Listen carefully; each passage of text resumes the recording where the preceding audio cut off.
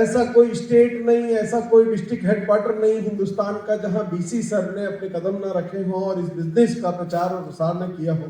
तो इस सिस्टम के विश्व पितामह कहे जाने वाले बीसी सर, जो मेरे पिता लगते हैं,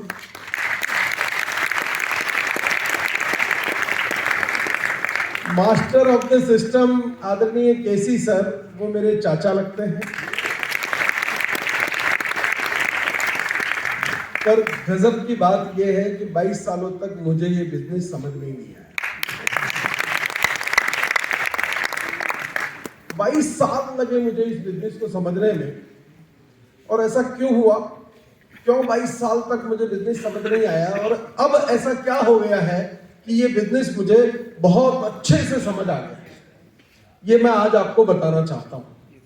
22 साल तक क्योंकि मैं पैसा कमा रहा था, एक गलतफहमी में जीता था कि यार दुनिया में पैसा ही कमाना महत्वपूर्ण होता है।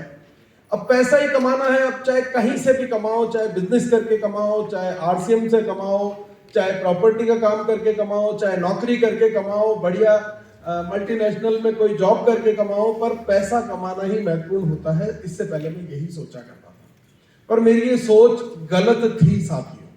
आप में से कई लोग होंगे जो अच्छी नौकरी कर रहे होंगे, अच्छे पेशे से होंगे, गवर्नमेंट जॉब में होंगे, सिक्योर्ड लाइफ होगी,